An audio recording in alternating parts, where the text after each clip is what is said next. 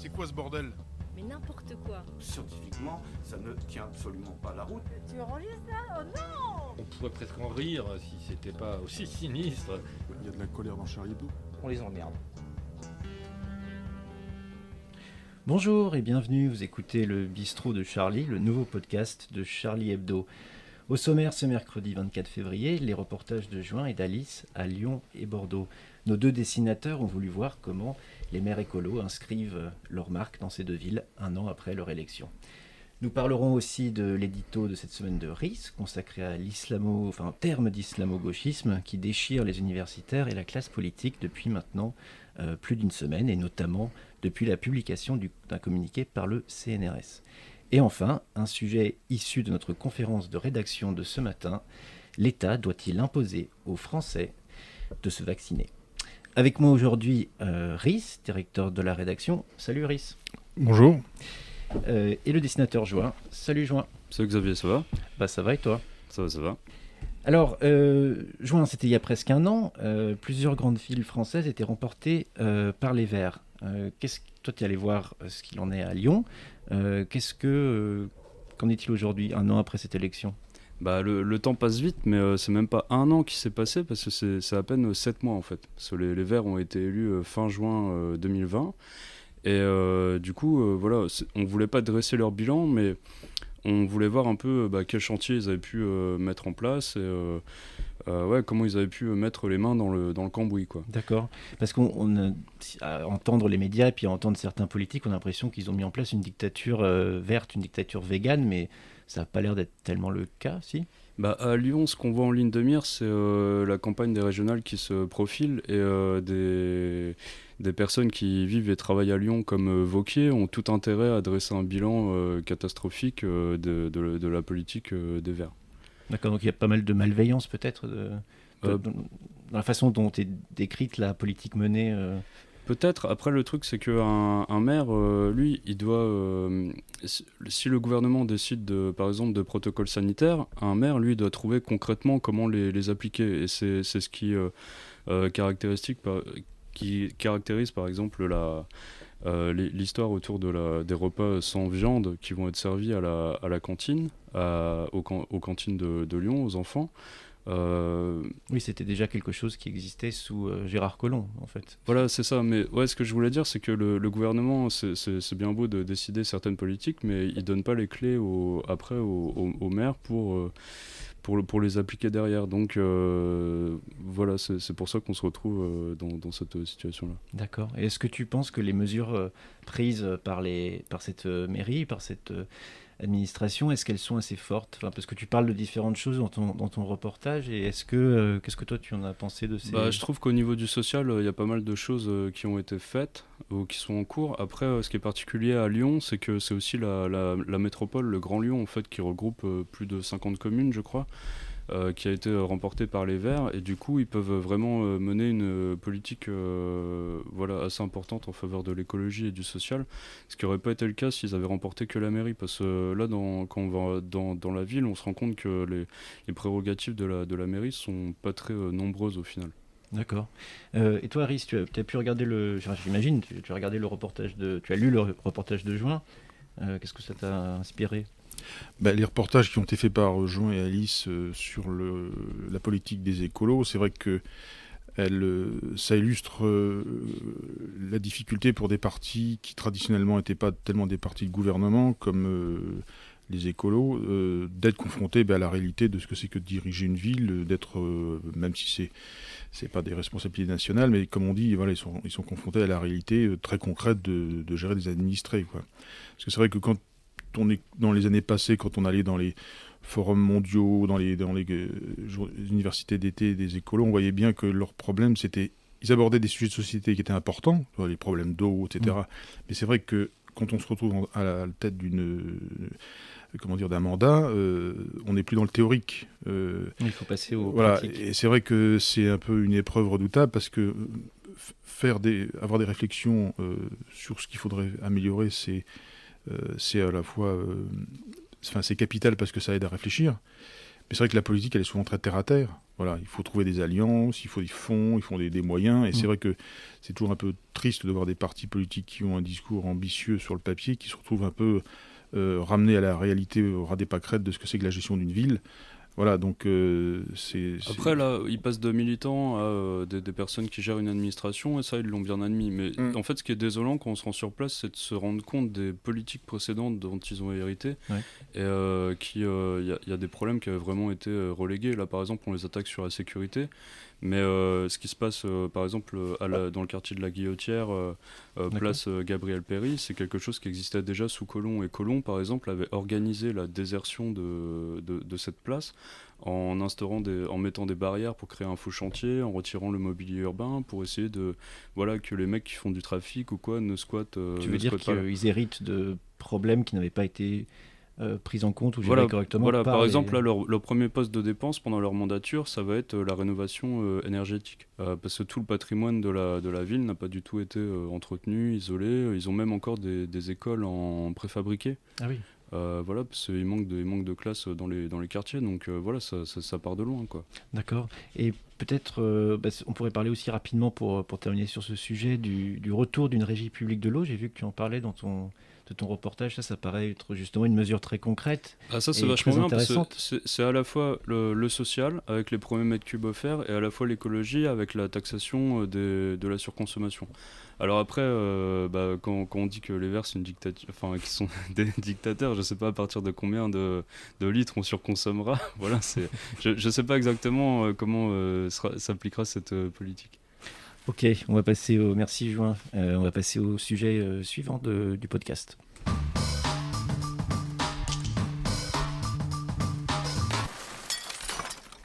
Alors, Rhys, cette semaine dans ton édito, tu as choisi de parler du terme d'islamo-gauchisme, dont on parle beaucoup dans les médias depuis quelques jours. Et tu parles notamment de la réaction du CNRS, qui a réagi donc par communiqué à l'annonce qui avait été faite d'un rapport mandaté par Frédérique Vidal. Et je vais te citer, tu dis que la réaction du Sénat, c'est un peu la réaction d'une gauche qui ne supporte pas qu'on lui mette le nez dans sa merde. Alors bon, ça c'est un peu raccourci, parce que le CNRS c'est pas la gauche, et la gauche c'est pas le CNRS, il faut pas exagérer non plus. Mais c'est vrai que c'était quand même un peu étonnant que de la part d'une institution de scientifique, il y ait cette affirmation assez péremptoire que s'il n'y avait pas de réalité scientifique à cette expression, enfin si cette expression existe, après bon, on peut effectivement passer beaucoup de temps à la définir. Qu'est-ce que ça veut dire exactement? Ça, je laisse ça à des spécialistes pour le faire. Mais on ne peut pas comme ça balayer d'un revers de manche cette question, on va dire. Et c'est pas très scientifique de nier, de dire que quelque chose n'existe pas sans plus de preuves. Il faudrait peut-être leur demander si Dieu existe ou pas, on aurait une réponse définitive. C'est possible, ouais. Mais ça montre en tous les cas que la recherche elle est soumise aussi aux aléas de la sensibilité des individus qui l'animent. Ils sont évidemment traversés par des convictions, des passions, enfin des opinions. Il ne faut pas non plus faire croire que la recherche est au-dessus de tout, au-dessus de la vie des hommes. Et voilà, il y a certainement au sein du CNRS comme d'ailleurs des grandes institutions qui dirigent, enfin qui supervisent un peu la vie politique du pays. C'est toujours des hommes qui jugent d'autres hommes. Donc il ne faut pas non plus se coucher et être intimidé par des déclarations péremptoires comme celle qu'on a eue cette semaine dans ce communiqué, qui dit que ça n'a pas de réalité scientifique. Enfin, on a le droit aussi de désavouer des raisonnements scientifiques. Il ne s'agit pas de sombrer dans le déni de la science, mais ça se discute. Surtout que, comme je l'évoque dans l'édito, l'histoire des sciences est faite de nombreux exemples où des grands scientifiques se sont fourvoyés dans des théories. D'ailleurs, c'est que ça, l'histoire de la science. Les 3/4 de l'histoire de la science, c'est des erreurs. Donc, on peut se poser la question de savoir si le point de vue du CNRS n'est pas erroné. Peut-être qu'il faudra attendre 30 ou 40 ans pour qu'on s'en aperçoive. Moi, j'attends, quand dans son communiqué, le CNRS parle des études intersectionnelles. Pourquoi pas, on peut faire des études là-dessus, mais il faudra un jour en tirer un bilan dans 20 ou 30 ans. Qu'est-ce que ça a donné tout ça? Oui, bien sûr. Est-ce que tu penses que ça...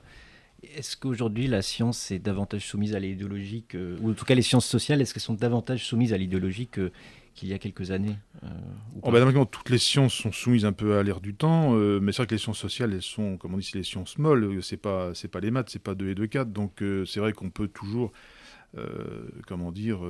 orienter ses recherches vers sa propre sensibilité. Enfin, les exemples sont nombreux. Donc, on a le droit quand même aussi d'être dubitatif quand on voit certaines études de cette nature. D'accord. Et Join, tu as eu le temps tu as pu lire l'édito de Riss ? Ouais, je l'ai lu. Moi, la question que je me pose, c'est par rapport aux propos qu'a tenu Vidal, c'est que elle, ce qu'elle voulait, c'était arriver à distinguer ce qui, à l'université, relevait de la science ou relevait du militantisme.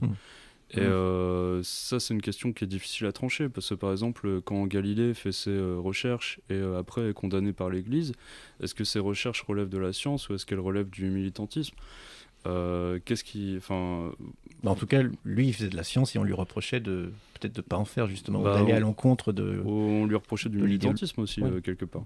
Oui, là, c'est plus des convictions qui découlaient de constats scientifiques qu'il faisait. C'est en regardant dans sa lunette qu'il a découvert des trucs et qu'après, il a élaboré des théories. Là, je pense que ce que voulait la ministre, c'était un peu avoir l'état des lieux de la place que prend le militantisme islamo-gauchiste, enfin ce qu'on appelle comme ça. Est-ce que ça ne gêne pas la recherche ? Est-ce que ça ne gêne pas le travail des universitaires ? On a vu, nous, à Charlie, des conférences dans certaines facs qui ont été perturbées pour lire des textes de Charb. Voilà, ça existe quand même un petit peu, ce militantisme islamo-gauchiste. Est-ce que ça ne perturbe pas aussi le travail de recherche ou de curiosité que doit faire l'université ? Je pense que c'était ça sa motivation. Et on peut le comprendre de là où elle est. Mais est-ce que finalement, peut-être que la première étape serait vraiment de définir ce concept peut-être plus... Ce concept, tu sais, on va certainement s'exciter dessus pendant des années, mais on va pas attendre la réponse définitive. Je crois qu'il y a quand même autour de ce concept des faits, des actes qu'on peut constater dans certaines facs, pas dans toutes les facs. Pas partout. Alors la fac, ce qu'on va nous dire, c'est est-ce que c'est très répandu, est-ce que c'est très diffusé ? C'est une vraie question. Il y a peut-être des actes militants qui sont mineurs, c'est possible. C'est peut-être ça qu'elle voulait savoir, la ministre. Ce qui n'est pas non plus une question aberrante. Voilà. Est-ce que ça a beaucoup d'ampleur ou est-ce que c'est le fait de quelques gens très minoritaires ? Voilà. Pour ça, je pense qu'il faudra lire ce rapport si un jour, s'il finit par voir le jour, parce que du coup, on n'a pas, personnellement, j'ai pas très bien compris si c'était annulé, si c'était ou si c'était toujours d'actualité. Visiblement, elle maintient ses propos, elle maintient. Parce que c'était le CNRS qui devait le rendre, ce rapport. Non, je sais plus. Elle l'a demandé au CNRS. Donc c'est un peu mal engagé. C'est pas une enquête interne non plus. C'est vrai que c'est pas illogique quand vous êtes ministre de tutelle de demander à une institution dont le but c'est de faire de la recherche de produire ses conclusions concernant un phénomène. Voilà. Parce que il faut aussi savoir une chose, c'est que il y a comme ça le gouvernement parfois commande des études à des institutions d'État pour éviter justement de les commander à des entreprises privées pour avoir des points de vue neutres. C'était le cas par exemple quand il y a eu les faucheurs d'OGM, il y avait des champs qui étaient plantés par des organismes d'État, mais c'était fait pour donner des informations au gouvernement sur la réalité des OGM. Donc c'est pas aberrant aussi que des ministres ou de gouvernement se tournent vers des scientifiques pour avoir des rapports sur des phénomènes scientifiques. Oui, bien sûr. Oui. Effectivement, c'est pas extrêmement étonnant qu'un ministre de l'Éducation supérieure demande... Ça n'a rien à voir avec ce qu'on a appelé la police de la pensée. C'est pas de la police de la pensée, c'est une question qu'elle pose, c'est tout. Mais je trouve ça gênant de la part du CNRS de dire, comme dirait un État, en fait, ou un gouvernement, de dire circuler, il n'y a rien à voir, quoi. Oui. Mais ce qui montre bien que la ministre a mis le doigt sur quelque chose de sensible. C'est que là, pour le coup, au CNRS, il y a du militantisme. Bien sûr, mais il faut le savoir. Toute recherche scientifique qui est motivée par des présupposés aussi, qu'on vérifie. Oui, tu le fais pour gagner un truc, pour gagner du fric après, Ouais, c'est comme toute théorie scientifique. On pose des postulats puis on les vérifie. Voilà. Ok, merci. On va continuer parce que évidemment le temps avance. Troisième sujet de ce podcast.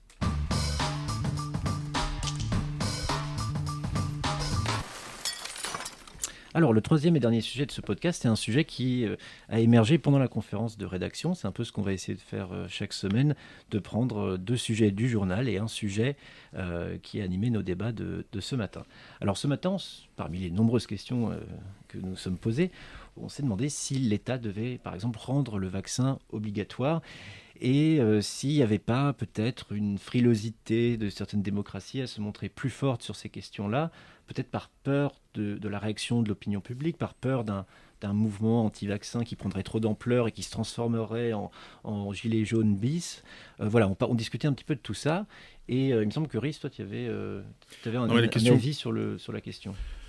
La question qui se pose effectivement, c'est que jusqu'où la démocratie peut imposer des décisions, mais les imposer, on va dire, dans l'intérêt général. Bon, parce que je pense pas que la démocratie, je pense pas que les dirigeants gagnent quelque chose à imposer des choses, mais enfin, dans le cas du vaccin, le but, c'est quand même que les gens puissent retourner dans les cinémas, retourner dans les bistrots. Donc, c'est vrai qu'une contrainte, dans un premier temps, c'est assez déplaisant, mais il y a les avantages et les inconvénients, c'est que il y a quand même un gain. C'est qu'on peut retrouver une vie à peu près normale. Et c'est vrai que là, on voit des gouvernants qui n'osent pas être, non pas autoritaires, mais être, déterminés, ce qui n'est pas exactement la même chose. Oui, déterminés à appliquer une politique publique qui bénéficiera à tout le monde.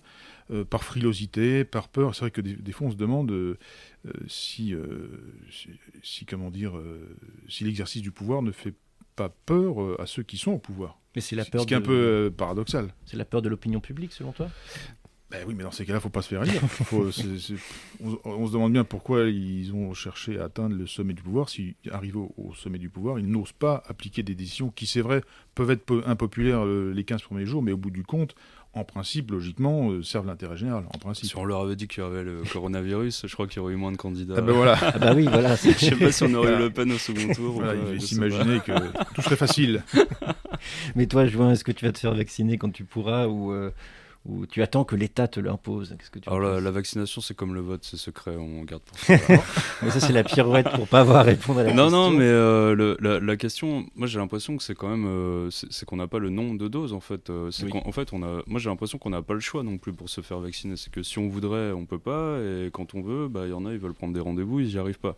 Donc après, est-ce que l'État était assez malin en amont dans l'achat dans la commande de vaccins, dans l'achat, est-ce qu'ils ont, parce qu'il y a des pays apparemment comme Israël où quasiment tout le monde est vacciné, oui, mais oui, où ils ont payé les doses plus chères et où ils sont en partenariat, je crois, avec les laboratoires pour analyser les effets secondaires, etc.